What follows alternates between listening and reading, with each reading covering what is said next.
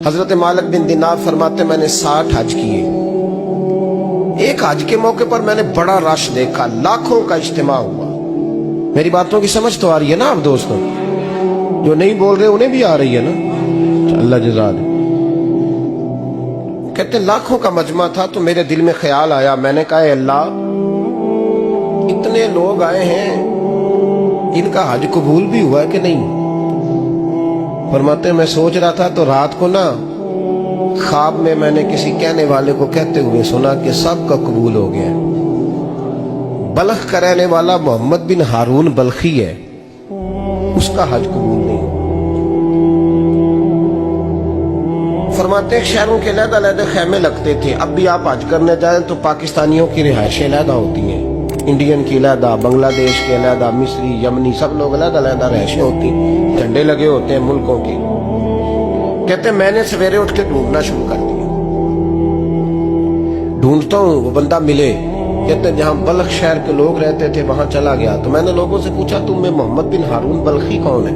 लोग कहने लगे वो तो बड़ा नेक आदमी है, परहेजगार है, बड़े भोले भाले, बड़े अल्लाह वाले, रियाज आपको बस हम ही जानते, वो तो बड़ा नेक है, परहेजगार आदमी। तो मैंने कहा अच्छा कहाँ है? उन्होंने कहा पहाड़ के पीछे उसने खैमा लगाया हुआ है, सारी रात इबादत करता है, सारा दिन रोजा रखता है, कायमुल लैल है, साइमुद दहर है। क्या बात?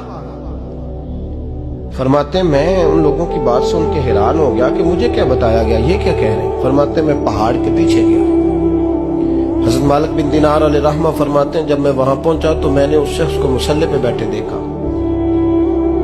कसरत इबादत के आसार उसके वजूद पर नजर आ रहे, सीधा बाजू उसका कटा हुआ था। फरमाते 2 रकते मुकम्मल करके ना मैंने उससे अस्सलामु अलैकुम कहा तो मुझे कहने लगा वालेकुम सलाम, आप मालिक बिन दिनार हैं? मैंने कहा बड़ी इसकी फिरासत है। फरमाते फिर उसने ठंडी सांस ली, कहने लगा आपको ख्वाब आई होगी कि मेरा हज कबूल नहीं। फरमाते मुझ पर और बिजली गिरी कि क्या कह रहा? मैंने कहा यार लोग भी तेरी तारीफ कर रहे हैं और तेरी बसीरत भी बड़ी है, तो ये माजरा क्या है? कहने लगा आप ना पूछे। ये कह के उसने रोना शुरू किया, देर तक रोता रहा। मैंने कहा नहीं यार तू बता। कहने लगा नहीं आप ना पूछे, आप नाराज हो गए। मैंने कहा मैं नहीं होता, तू बोल ना। कहने लगा हुजूर 24 साल हो गए मुझे हज करते हुए, 24 साल, 24वां हज है मेरा, और हर साल कोई अल्लाह का वली आके बताता है कि जा चला जा तेरा कोई नहीं कबूल हुआ। बेपरवाही वेख सज्जन दी जिथे किसे दी पेश न जावे, उन्हें ताजा वाले दर दर रोले ते मंगतियां तख्त बिठावे, आजम किसे नु कारा मिलदा ही कोई काबे ओ खाली आवे। कहते हैं उसने मुझे कहा हुजूर 24वां हज है, हर साल कोई बताता है। मैंने कहा तेरी गलती।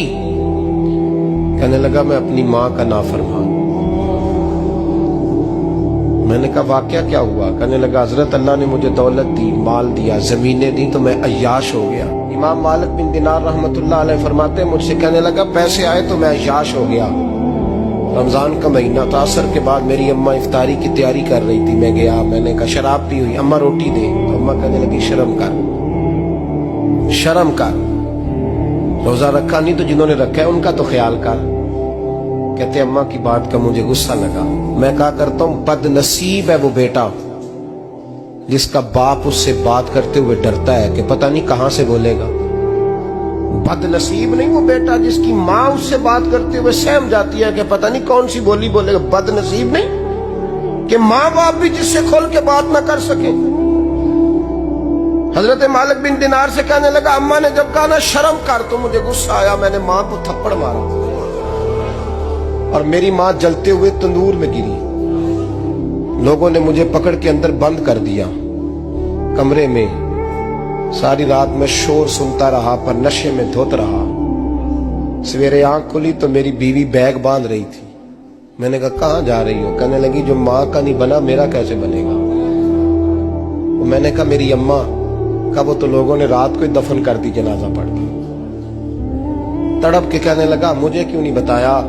तो कहते हैं लोग कहने लगे तेरी मरती हुई माँ कह गई थी इसे मेरा मुंह ना देखने देना। میرے جنازے کے قریب نہ آئے. حضرت مالک بن دینار فرماتے ہیں جب اس نے یہ بات سنائی تو میں نے بھی اس کے منہ پہ تھپڑ مارا. میں نے کہا تو اسی قابل ہے. کہتے ہیں وہ رونے لگا, حضور دعا کرے اللہ مجھ سے راضی ہو جائے. کہنے لگا جب ماں کی انتقال کی خبر ملی تو میں نے کلاڑی لے کے وہ ہاتھ کاٹ دیا جس سے ماں کو مارا تھا. میں نے ساری جائیدادیں خیرات کر دی. 24 سال ہو گئے, 24 سال. ساری رات نماز پڑھتا ہوں, روزہ رکھتا ہوں, حج کرتا ہوں, پر ہر سال کوئی آ کے کہتا ہے جا دوڑ جا تیرا کوئی نہیں قبول ہوا. حضور دعا کرے مالک راضی ہو جائے. فرماتے میں تھپڑ مار کے آ گیا. میں نے کہا تجھ سے راضی ہو جائے اتنے ظالم سے. امام مالک فرماتے رات کو آ کے سویا تو مجھے خواب میں رسول پاک کا دیدار ہوا. تو نبی پاک علیہ السلام نے فرمایا مالک تو اسے مایوس کیوں کر آیا ہے, اللہ تو بڑا مہربان ہے. کہا حضور ماں کے نافرمان کو معافی کیسے ملے گی؟ تو امام مالک فرمانے لگے نبی کریم نے فرمایا جا اسے جا کے بتا دے تجھے قیامت میں تیری ماں کی وجہ سے بخش دیا جائے گا. کہا حضور اماں کی وجہ سے کس طرح؟ تو محبوب فرمانے لگے اس کی ماں قیامت میں اس کے خلاف مقدمہ دائر کرے گی رب کریم کی عدالت میں. اے اللہ میں نے 9 ماہ پیٹ میں رکھا, درد سہ کے اسے جنا, جگر کا خون پلا کے پالا, اور اسی نے مجھے قتل کیا. رب کریم اس کی ماں کا مقدمہ سن کے کہے گا اٹھاؤ اس کو دوزخ میں پھینکو, اس نے ماں جلائی تھی اسے بھی جلاؤ. محبوب فرمانے لگے جب پکڑ کر کے مالک اس کو محمد بن ہارون کو لوگ لے جائیں گے نا جہنم کی طرف,